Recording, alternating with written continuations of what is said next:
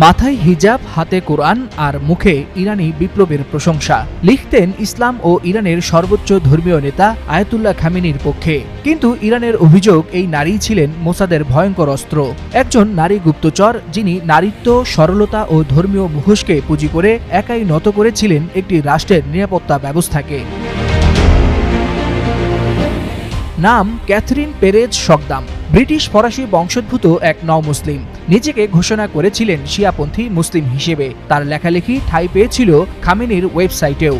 কিন্তু এসব ছিল এক অভিনব প্রতারণা। তার আসল পরিচয়, তিনি ইসরায়েলি গোয়েন্দা সংস্থা মোসাদের হয়ে কাজ করা একজন নারী গুপ্তচর।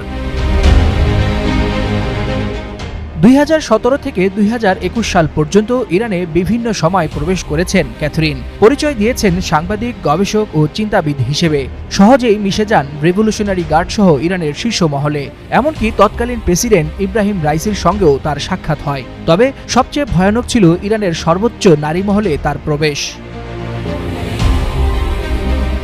2018 থেকে 2019 সালে ঘনিষ্ঠতা গড়ে তোলেন সামরিক ও রাজনৈতিক নেতাদের স্ত্রীদের সঙ্গে। আড্ডা, ভরসা ও বন্ধুত্বের মোড়কে গৃহবধূদের মুখ থেকে জেনে নেন গোপন তথ্য। স্বামী কোথায় কর্মরত, কখন কোথায় যাচ্ছেন, কার সঙ্গে মিটিং করছেন কিংবা সাথে কারা থাকছেন, এই কথাগুলোই রেকর্ড করতেন ক্যাথরিন। আর এই রেকর্ডই পরিণত হতো রক্তাক্ত মিশনে। মোসাদের হাতে পৌঁছানো সেই তথ্যের ভিত্তিতেই একে একে হত্যাকাণ্ড সংঘটিত হয়।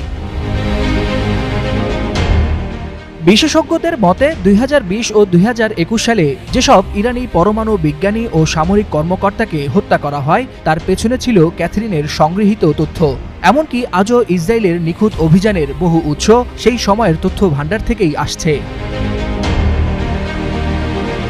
2021 সালের শেষ দিকে ইরানি গোয়েন্দারা তার গতিবিধি নিয়ে সন্দিহান হলে ক্যাথরিন দ্রুত ইরান ত্যাগ করেন। কিন্তু ততদিনে তিনি রেখে গেছেন এক রক্তাক্ত ইতিহাস। বিশ্লেষকদের মতে এটি কেবল গুপ্তচর বৃত্তি নয়, বরং রাষ্ট্রীয় নিরাপত্তা ব্যবস্থার ভেতরে ঢুকে একটি দেশের পুরো সামরিক কাঠামো ভেঙে ফেলার এক ভয়ঙ্কর উদাহরণ।